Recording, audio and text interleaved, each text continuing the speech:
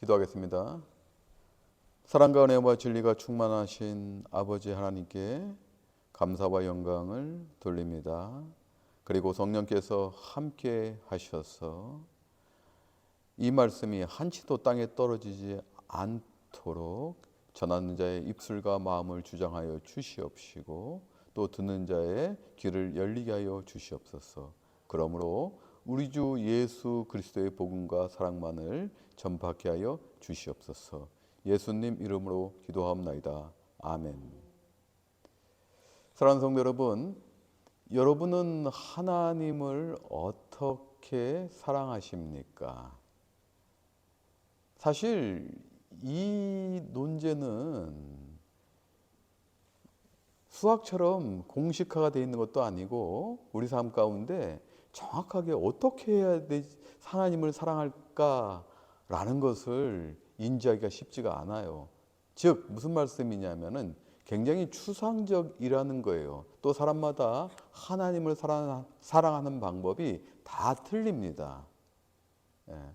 그러면 우리는 어떻게 하나님을 사랑해야 될까? 오늘 주님이 말씀하신 그 성경 속에서 하나님을 사랑하는 방법을 알기를 원합니다. 마태복음 22장을 보게 되면은 바리새인들, 헤롯 당원들, 사두개인들이 예수님을 올무에 걸어 음해할 거리를 찾으려고 혈안이 됩니다. 오늘 본문적 말씀에서 부활에 관해 예수님께서는 사두개인들과 이제 논쟁을 하십니다. 사두개인들은 부활이 없다고 믿는 그룹들입니다. 그러한 사두개인들과 부활 논쟁에서 예수님께서는 담백한 논리와 신적인 능력으로 승리를 얻으십니다. 예수님이 완성하셨죠. 그러고 나서 오늘 본문은 율법사가 예수님을 시험하기 위해 율법 중 가장 큰 계명이 어떤 것이냐고 질문합니다. 사랑하는 성도 여러분, 율법은 613가지가 있습니다. 그 중에서 적극적 율법은 248가지입니다. 즉 무슨 얘기냐? 뭐뭐 하십시오, 뭐뭐 하십시오라고 권면하는 율법이죠. 그리고 소극적 율법, 즉 뭐뭐 하지 말라는 이 율법은 365가지입니다. 그 합산이 613개예요. 어느 율법사는 그러한 율법을 너무도 잘 알고 있는데 예수님께 나오면서 이 613가지 율법을 생각하면서 어느 것이 가장 큰 계명입니까? 라고 이야기하고 있는 것이죠. 사랑하는 성도 여러분, 이 율법사가 지금 예수님께 나온 것은 예수님께 가르침을 받기 위해서 나온 것이겠습니까? 아니면은 예수님을 올무에 걸어서 지금 시험에 들게 하기 위해서 나온 것입니까? 아니에요. 예수님을 지금 시험하기 위해서 나온 것이에요. 왜 그런지 아십니까? 예수님께서는 이 땅에 오셔가지고 지금 사람들을 계속 치유하시고 케어링 하셨다는 것입니다. 말씀을 선포할 뿐만 아니라 가르치시고 사람들을 치유하셨어요. 그리고 안식일에조차도 예수님께서는 손 마른 자를 낫게 하셨다든지 사람들을 치유하셨어요. 그런데 안식일에는 어떠한 노동행위나 치유행위를 할 수가 없습니다. 그러므로 유대인들이 봤을 때, 특별히 서기관들이나 바리새인들이 봤을 때는 예수님은 눈에 가시입니다. 더하여서 지금 예수님은 하나님의 아들이라고 말씀하심으로 신성 모독까지 하였어요. 그들이 볼 때는 예수님은 이단이자 예수님은 이 땅에서 하나님의 일을 하지 않는다고 생각한 것입니다. 그러므로 오늘 율법사는 예수님에게 가르침을 받으러 나온 것이 아니라 예수님을 시험하기 위해서 나왔다는 것입니다. 그러면서 선생이요, 가장 큰 계명이 무엇입니까? 라고 지금 예수님께 물어보고 있는 것입니다. 그런데 여러분, 율법이 613가지가 있지만은 그 중에서 또 율법을 대표하는 것이 무엇이 있겠습니까? 그렇죠. 십계명입니다. 그런데 이 십계명을 잘 보시면 1계명부터 4계명까지는 하나님에 관한 법이에요. 1계명 나 위에 다른 신을 두지 말라. 4계명이 뭡니까? 안식을 거룩히 구별하여 지켜라. 그렇죠? 예. 안식일을 기억하여 거룩히 지켜라 아닙니까? 그 4계명이 5계명부터 10계명까지 인간에 관한 법입니다. 5계명 부모를 공경하라부터는 인간에 관한 법이에요. 그러면 크게 율법을 하나님에 관한 법과 인간의 법으로 나눌 수가 있습니다. 그렇죠? 예. 자, 그러므로 인해서 오늘 예수님은 그 율법사의 시험 무엇이 가장 큰 계명이냐 그 함정 앞에 오늘 본문 37절에서 예수님은 가장 큰 첫 번째 계명을 말씀하시는데 신명기 6장 5절 말씀을 인용하십니다. 너의 마음을 다하고 목숨을 다하고 뜻을 다하여 주 너의 하나님을 사랑하라 하십니다. 여러분 이 말씀은 생각해 보세요. 마음은 의식이 아닌 진정한 의지를 강조한 말입니다. 진정성을 얘기하는 것이죠. 목숨은 당연히 육체의 생명을 뜻하며 이는 적당히 하는 것이 아니라 생명을 걸고 하라는 말씀입니다. 그리고 뜻은 지적 능력을 뜻하는 말로서 맹목적인 것이 아니라 분명한 이해와 통찰력을 가지고 사랑하라는 것입니다. 이거예요. 예수님께서는 말씀하십니다. 즉 하나님이 어떠한 존재인지 정확히 알고 뜻을 가지고 사랑하라는 거예요. 전인적으로 사랑하라는 것입니다. 또 예수님께서 말씀하시는데 39절 말씀 보면은 내 이웃을 너의 자신과 같이 사랑하라. 두 번째 계명을 말씀하신 거예요. 아까 여러분 10계명을 잘 생각해 보세요. 첫 번째 계명은 하나님에 관한 법이고 두 번째 계명 5계명부터 10계명까지는 인간에 관한 법이었죠. 율법을 크게 우리가 두 가지로 우리가 분석할 수가 있죠. 그죠? 1계명부터 4계명까지는 하나님에 관한 법, 5계명부터 10계명까지는 사람에 관한 법. 그렇죠? 그럼 예수님께서는 가장 큰 첫째 계명은 너의 마음과 목숨과 뜻을 다하여 하나님을 사랑하라고 말씀하셨으니까 이게 첫 번째 큰 계명이에요. 그다음에 지금 예수님께서는 39절에서 두 번째 계명을 또 말씀하셨어요. 그건 무엇이냐? 너의 이웃을 내 자신과 같이 사랑하라. 그러면은 지금 율법사가 가장 큰 첫 번째 계명은 무엇입니까? 라고 예수님께 물어봤을 때 예수님은 벌써 첫 번째, 두 번째 두 가지 계명을 얘기하신 거예요. 지금 예수님께서 그 율법사의 함정에 그 덫에 걸려 들으신 것입니다. 여러분 잘 생각해 보세요. 자, 예수님께서 하나님을 사랑하라고 말씀하셨다면은 율법사는 그걸 봐라. 아니 하나님을 사랑해야 되는데 안식일에 당신이 하나님을 사랑한 것이 아니라 안식일에 노동을 하고 그리고 병자를 치유하지 않았느냐? 너의 당신 선생이라는 사람이 당신의 제자들이 안식일에 밀밭 사이를 지나가면서 이삭을 잘라서 손으로 비벼서 먹지 않았느냐? 노동을 하지 않았느냐? 어떻게 그럴 수가 있느냐? 하나님을 사랑하면서 안식일에 하나님을 경배하고 사랑해야 되는데 어떻게 노동을 하느냐? 그리고 어떻게 안식일에 회당에서 오른손 마른 중풍병자를 치유하느냐? 지금 올매에 걸려든 거예요. 그렇죠?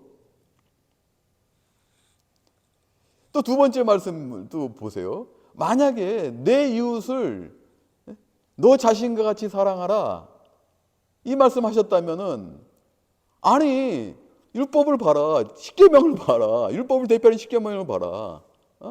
1계명부터 4계명까지는 나 이외에 다른 신 두지 말라. 안식일을 거룩히 기억하여 거룩히 지켜라. 이거 하나님의 관한 법 아니냐. 이런 식으로 함정을 파놓은 것이에요. 어떠한 경우도 못 빠져나가게 율법사는 치밀하게 개선하고 예수님의 그 행적을 지금 꾸짖고 정죄하기 위해서 지금 나왔다는 것입니다. 그 올무에 예수님께서 지금 걸리신 거예요. 가장 그 첫 번째 계명은 너의 마음과 목숨과 뜻을 다하여 하나님을 사랑하라 한 거예요. 그런데 거기서 끝나신 게 아니라 또 둘째 계명은 너 이웃을 너의 자신과 같이 사랑하라. 예수님 벌써 가장 큰 계명만 얘기하셨는데 두 계명을 얘기하심으로 율법사의 함정에 빠지신 거예요, 지금.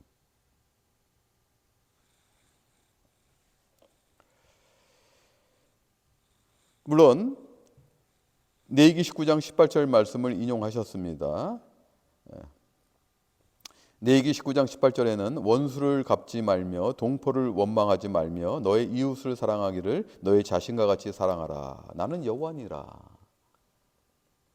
레위기 19장 18절 말씀을 인용해서 두 번째 계명을 말씀하심으로 인해서 예수님께서는 완전히 율법사의 함정에 빠져드신 것 같습니다. 그런데 사랑하는 성도 여러분, 여러분도 그렇게 생각하시고 과연 그럴까요? 아니요, 할렐루야.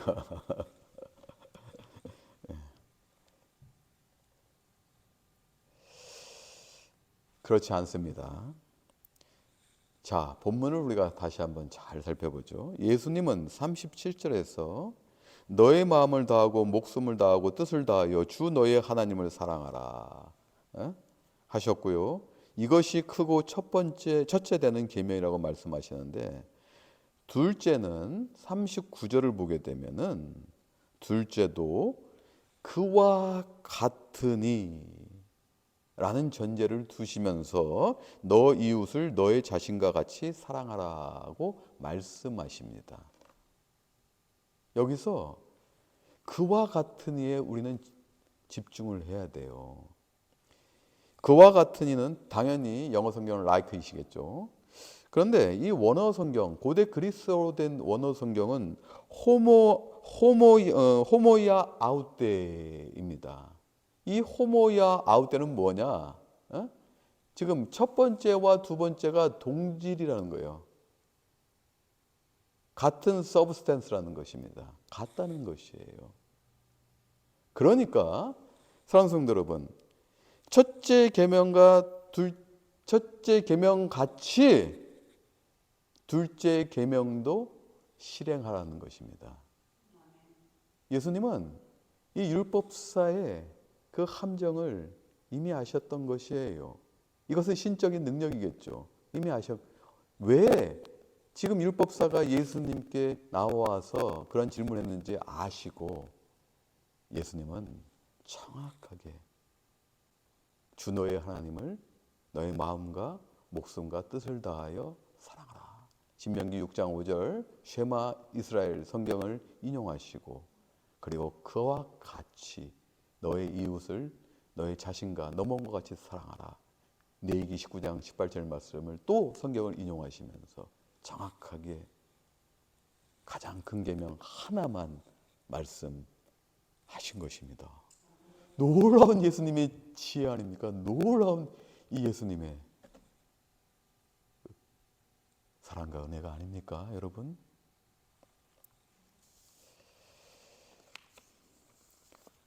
자, 하나님을 사랑하는 방법은 여러분이 이 땅에서 추상적인 것이 아니라는 것이에요.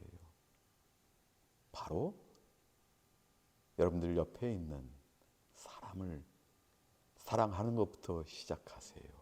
가정에서, 교회에서 여러분 옆자리에 앉아 계신 그분을 사랑하세요. 여러분의 몸과 같이 사랑하세요. 그것이 하나님을 마음과 목숨과 뜻을 다하여 사랑한 것입니다. 주님의 말씀입니다.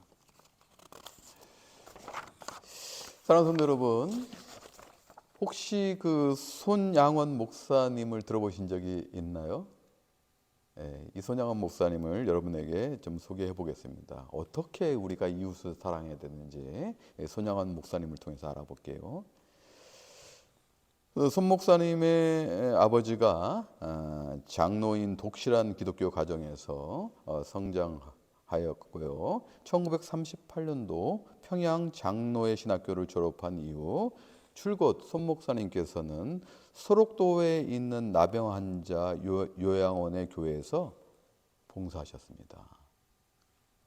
그리고 신사참배의 강요에 굴복하지 않아 또 5년간 억울한 옥살이를 하신 상당히 담대하시고 강직한 목사님이셨습니다. 그러면서 사랑이 많으셔서 기독교의 과정에서 자란 그 사랑을 받으시고 소록도에서 나병 환자를 위해서 목회하신 분이세요. 그런데 일이 벌어집니다. 1948년 전남 그 여수 순천에서 국군 14연대가 그 좌익으로서, 그 당시에는 좌익 우익이 좀 그 이념이 논쟁이 심했지 않습니까? 좌익으로서 봉기한 사건이 벌어져요.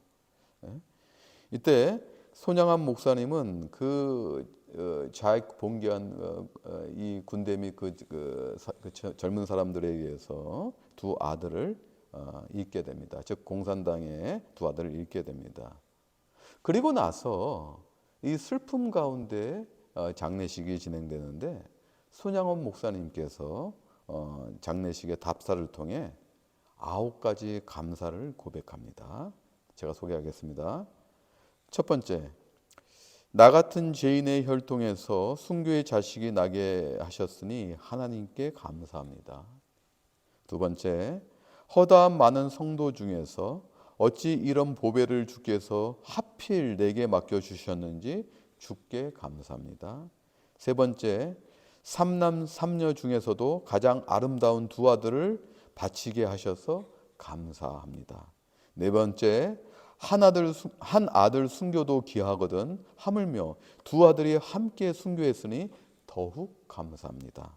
다섯 번째, 예수 믿다가 와석종신. 이 와석종신은 사람이 제명대로 다 살고 편안히 자리에 누워서 죽음을 얘기하는 거예요. 아주 평안하게 장수를 누리면서 살다가 죽는 것을 얘기하는 건데, 예수 믿다가 와석종신하는 것도 큰 복이라 하거늘 전도하다 총살 순교 당하였으니 주님께 감사합니다. 그리고 여섯 번째, 미국 가려고 준비하던 두 아들 미국보다 더 좋은 천국 갔으니 안심되어 감사합니다. 일곱 번째, 내 아들 죽인 원수를 회개시켜 아들 삼고자 하는 사랑하는 마음 주신 하나님께 감사합니다. 여덟 번째, 내 아들의 순교의 열매로 무수한 천국의 아들들이 생길 것을 생각하니 감사합니다. 마지막으로 이 같은 역경 속에서도 하나님의 사랑을 깨닫고 신의, 즉 믿고 사랑함을 찾는 기쁜 마음, 여유 있는 믿음을 주시니 감사합니다.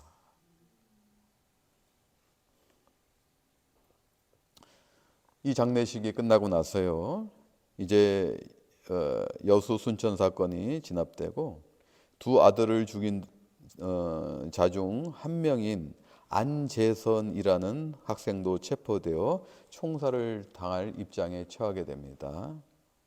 그 소식을 들은 손양원 목사님은 계엄사령관에게 찾아가서 나의 죽은 아들들은 결코 자기들 때문에 친구가 죽는 것을 원치 않았습니다. 그 애들은 친구의 죄 때문에 이미 죽었습니다. 만일 이 학생을 죽인다면 그것은 두 아들의 이름인데 동인 동신 형제의 죽음을 값없이 만드는 것입니다. 라고 하면서 그 학생의 석방을 간청하였습니다. 그리하여 이 목사님의 간청은 받아들여지게 되고 손 목사님은 그 안재선이라는 학생을 손재선이라고 이름을 바꾸고 당신의 아들로 삼으셨습니다. 선 목사님은 재선이를 부산의 고려 성경고등학교에 수학하도록 하며 전도사로 키워내는 놀라운 사랑의 역사를 보여주셨습니다.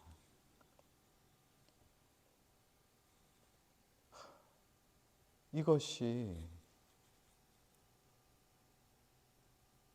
이웃을 자신의 몸과 같이 사랑하는 표본이 되지 않겠습니까?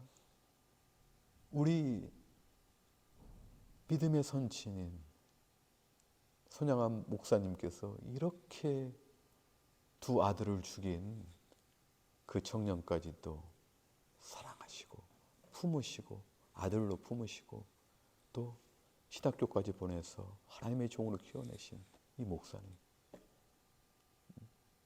이 목사님은 진정 하나님을 마음과 목숨과 뜻을 다하여 사랑하신 목사님이십니다. 사랑하는 성도 여러분, 이 목사님은 분명히 이 주님의 말씀을 깨닫고 마음으로 사랑하셨고 주님을 너무도 사랑하셨고 그 십자가의 사랑을 구현해내셨습니다. 용서하시고 자기 아들을 희생제물로 내놓은 그 십자가의 사랑처럼 이 목사님은 이 땅에서 그 사랑을 구현해내셨다는 것이에요. 이제 사랑하는 성도 여러분, 바로 옆에 계신 분 사랑하실 수 있습니까? 교회에 있는 성도분들 사랑하실 수 있습니까? 더 나아가서 세상에서 나를 괴롭히는 사람 사랑할 수 있습니까?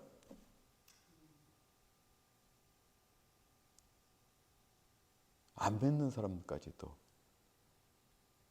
우리는 그 그리스도의 사랑으로 손양원 목사님의 그 사랑으로 우리는 이제 사랑할 수 있는 것입니다. 그러므로 우리는 정죄에서 용서로 그리고 사랑으로 나아갈 수가 있습니다. 이웃을 자신의 몸과 같이 사랑하는 것이 하나님을 진정으로 사랑하는 방법이라는 것을 여러분 마음으로 받아들이시기를 바라겠습니다. 다시 한번 강조해서 말씀드립니다. 여러분 가정에서 그리고 교회에서 실천하십시오. 이 교회가 어떠한 공동체입니까? 주님께서 십자가의 그 보혈로 세운 사랑의 공동체라는 것입니다. 그러므로 이 피보다 더 진한 하나님께서 주님께서 맺어주신 이 사랑의 공동체 가운데 우리가 서로 이해하고 상대방의 입장에서 보려고 노력하고 그리고 그 사랑을 통해서 공동체의 사랑을 통해서 하나님의 사랑과 영광을 나타내는 것, 이거 진정 사랑 아니겠습니까? 이것이 우리 교회에서 될 때, 알바니 평강교회에서 이 사랑이 충만할 때 그것이 흘러 넘쳐서 여러분이 살고 있는 그 세상으로 나아가게 될 것입니다. 사랑하는 성도 여러분, 이러한 환경 만듭시다. 이러한 상황으로 인해서 날마다 하나님께 영광 돌립시다. 여러분의 사랑이 하나님의 사랑과 함께 할 수 있도록 놀라운 여러분들의 은혜가 충만하기를 주님의 이름으로 기원합니다. 기도하겠습니다. 참 좋으신 사랑의 주님 감사합니다. 오늘 주님께서 말씀하셨습니다. 하나님을 마음과 목숨과 뜻을 다하여 사랑하라. 그와 같이 내 이웃을 너의 자신의 몸과 같이 사랑하라 말씀하셨습니다. 이 두 계명이 온 율법과 선지자의 강령, 즉 성경을 대표하는 가장 큰 계명이라는 것입니다. 아버지 하나님, 우리가 이웃을 우리의 몸과 같이 사랑함으로 인해서 하나님을 진정으로 사랑할 수 있도록 하여 주시옵소서. 또 역으로 그 하나님을 사랑하고 하나님의 사랑을 체험함으로 인해서 이 땅에서 이웃에게 그 사랑을 나눠줄 수 있는 우리 되게 하여 주시옵소서. 예수님 이름으로 기도하옵나이다. 아멘.